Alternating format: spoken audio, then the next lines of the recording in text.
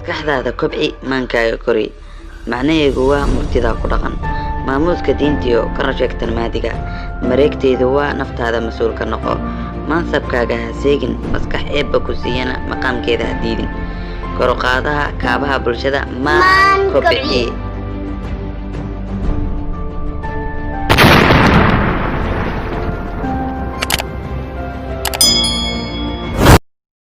السلام عليكم ورحمة الله تعالى وبركاته. أصحاب خالقة حديث عمر كبور وكنا كنا ما كبعية.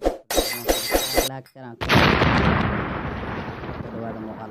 مقال كنا نكون فلاقيننا عايزين كلا جالة تمرتا جيت كبر كيسان تمرتا وجيت كبر دول كلها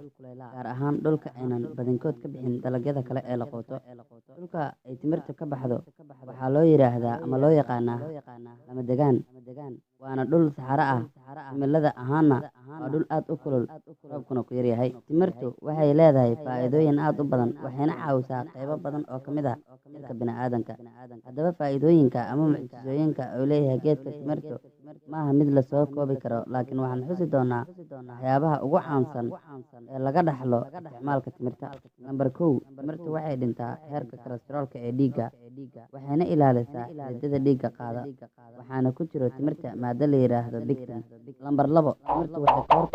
كانسركا إلى لسا نون كبابا سيركا غيرك انت كل شكاد هيسكا waxay kala fududeysaa marxaladaha uurka dhalmada iyo dhiigga ka dambeeyo waxaana ku jira fibres aad u wanaagsan iyo sonkoro dhaqso u riiqmaya nambar 3 waxay joojisaa in ilkaha suuska galo sababtoo ah waxaa ku jira maado la yiraahdo foran waa element ka kooban dhagxo carro iyo biyo nambar 4 waxay ka ilaalisaa jirka sumowga waayo waxaa ku jira maadooyinka kale ah sodium potassium iyo vitamins sida vitamin C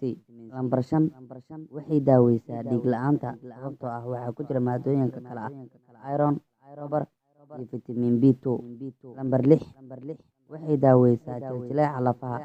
waxaana ku jira maadooyinka kale ah calcium phosphorus iyo vitamin A nambar 7 mirtu waxay daawo u tahay abitaad la'aanta waayo elementiga potassium oo abitaadka furo ayaa laga helaa dhageyste ama daawade maadaama ay tahay timirtu geed faa'iido badan u leh bini'aadamka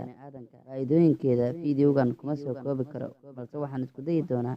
in baartiyada xigo aan ku soo koobo haddaba si aad u helaysid faa'iidooyinka timirta waxaan si cusub kaaga codsanaynaa inaad subscribe noo saartid channelka dambaleelkana aad furatid